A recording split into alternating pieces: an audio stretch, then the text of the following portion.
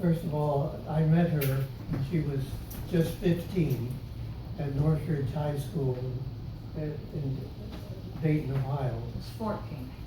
And part of your love of Northridge High School was the fact that the freshman girls, the freshman class, was the sexiest, most beautiful girls in the school. And the seniors that I was in charge of were ugly. The senior girls were ugly and the freshman Yeah, girls the were freshman pretty. girls, there was about 4 of you, that were gorgeous. Oh. And we would stand in the hallway, and when you come by with your 3 other girls, we would,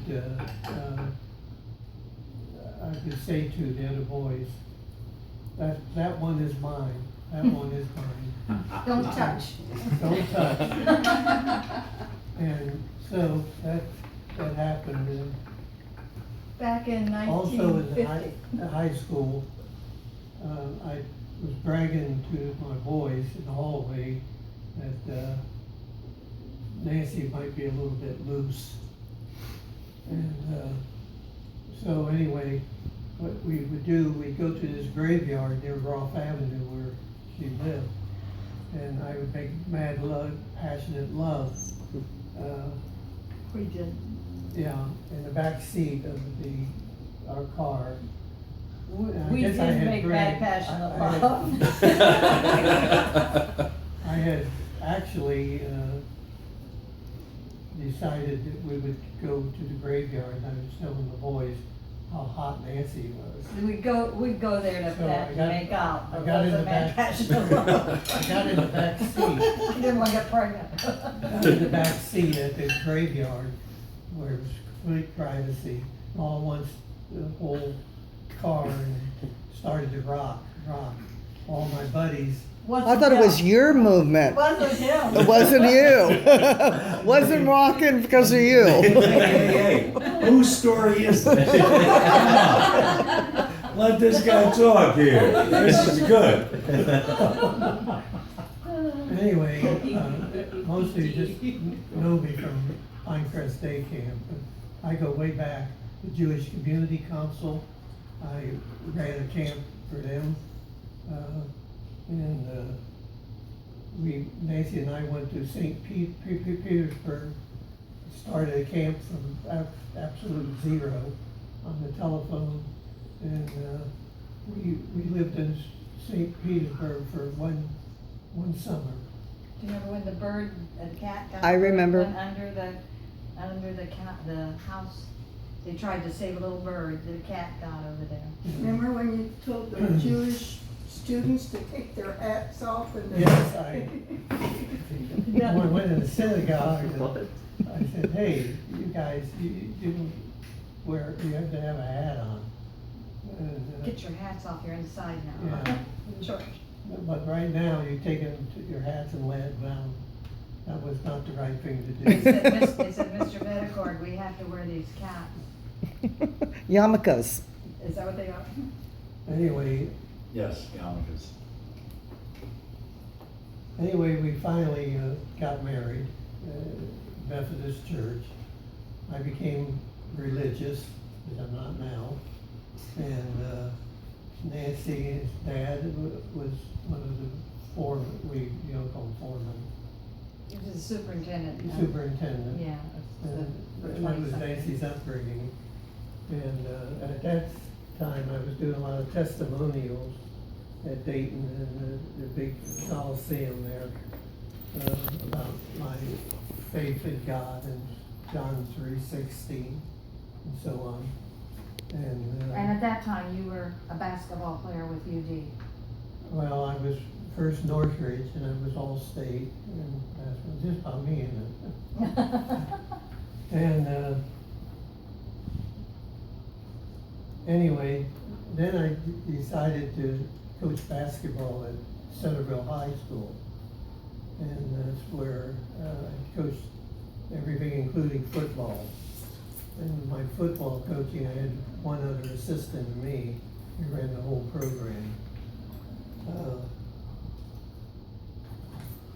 That That's when Kim was born. And because I was a pretty good basketball player, University of Dayton decided to give me a 4-year scholarship. That included everything, the National Cash Register, which was near our big stadium. They provided the food, we provided our clothes, and 4 years later, I graduated from college at the University of Dayton, and I had a dorm room, plus I also took you with me when we went to Madison Square Gardens and played there at the University of Dayton against St. John's twice. And she went to, how did you have Break it? the Bank on radio. We didn't have TV. Okay, I the don't- radio, We didn't have TV then. and it was $64, I believe it was. Yeah. Yeah, it was Jack Sallee's wife, the other Yeah. player that was married, Yeah, and us, we were married. And she and I got on Break the Bank in New York, which was a radio show, you know, a national radio show. And we were on it for 2 days. We answered all the questions right the first day, and then the second day they got tougher. We missed the Bible question of all things. so anyway, I never paid a penny for any of my University of Dayton. They provided everything completely. Then I decided to take the job at Centerville, Ohio. And Nancy was working downtown. What did you do, Nancy? I was working in a finance company handling all their insurance of their vehicles that they financed. Right, Yeah, right. make sure that their cars were all insured. You know, Making positive that cars didn't expire, the insurance didn't expire. It's still in Ohio. This is still in Dayton, the Yeah. Gem City. Mhm. Dayton's called the Gem. anyway, Gem City. we decided to leave Northridge and leave Centerville and go to Pinecrest School, which was at Broward Boulevard, 1515 Broward Boulevard. And there, I started Pinecrest Day Camp, which turned out to be $1 million thing for the school. And because of the fact that day camp did so good, I went in front of the board of directors, said, why don't we start a camp up in the mountains in North Carolina? It's a shame because all these children, when they got to be in the 7th grade, they had nowhere to go. So we bought property. We went up, Bill McMillan, the headmaster, and we went up, scouted all the camps that were for sale in North Carolina. And we bought, Polyglass camp, you know, Highland. yeah. So anyway, that went on for about 10 years, and finally, they sold it for over $1 million. Cindy and Kim were part of that camp. From I went too. And did you go? Well, you were in Mhm. not you were in Hendersonville, not in Highlands, the original Were you camp. in Hendersonville? You were. He Mills was. River. Yeah, he didn't get to go to the Highlander. the original Highlander, in Highlands. Anyway, and Nancy, when I was at Pinecrest Day Camp, she worked into the, ran up copies for the teachers and the secretary. The printing office, Right. And Patty Vincenti. I said I really wanted to make her my assistant, and Bill Miller, the headmaster, said, no, we don't want to get families involved in that way. Well, the whole school was nepotism. Yeah, Right. yeah. So anyway, that's what happened there. Our camp grossed millions and millions of dollars over the years. We had over 2,500 campers, and most of it was a lot of creativity that slowly now, this past year, I dropped by to see how day camp's going. They have all the plastic jungle gyms and so on. But we had everything. There was no one. In fact, Daryl helped me bring down the train, the disco diesel, and also the cars. Yeah. Jeep ride. Yeah, the Jeep ride, which we had. And, anyway, one of the most endearing things is he had a wife that was with me from the time back in Northridge. At the cemetery. In the cemetery. I don't know why people didn't get pregnant back then. Larry, we didn't have sex, why do you keep saying that? We did some petting, we did some heavy petting. Who was that? That was another We 15-year-old. didn't do that then, I mean, one girl in our school got pregnant, and I mean, it was a shame of the whole thing, and she happened to be a cheerleader, one of the nicest girls, and she had to drop out of school. Because back then, in the 50s, I mean, it wasn't like today. It wasn't like today. But anyway, go ahead. Anyway, she's been with me now since high school, since she was 50 years old, to present.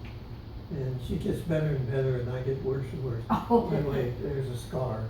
That's where she beat you? Those are the kind of bedroom accidents you now have. Yeah, that was a bedroom accident. Yeah. He fell out of bed. Poor guy, he did, and it's infected. That's because you're a wild thing, Mom. So anyway, I've been lucky.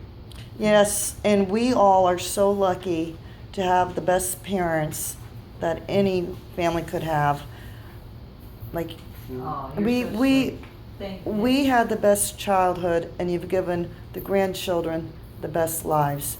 And if it wasn't for you and Dad being married, knowing each other all these years, we wouldn't be here. We wouldn't have these amazing lives. And Well- we thank you. Well, Thank you so much for that, honey. You're so sweet. I just love you so much. It makes me cry to see you sometimes when you skip a word. Let me turn this off for right now, wherever it is. It's under the towel.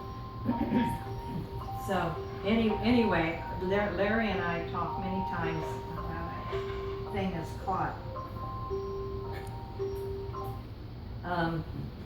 About what great kids and grandkids we have. Don't we? gosh. Every time we see one of our grandkids come through the door, they are so courteous, so nice to us. And even Camilla comes in and gives us a hug and a squeeze. I mean, genuine. And we just love our family so much. You guys have been the greatest. And Daryl is, Daryl's family. yeah. So anyway, thank you, Larry, for that. Yeah, I appreciate it that. saved me about $2. That was the best card ever. Seriously. Yes, that was the best part ever. I really didn't know he was gonna do that. I was real surprised. That was basically, Sue. Ethan, come here. So, Zeus. shall we open the presents? Zeus. You didn't buy Yes. that. This is an emotional moment.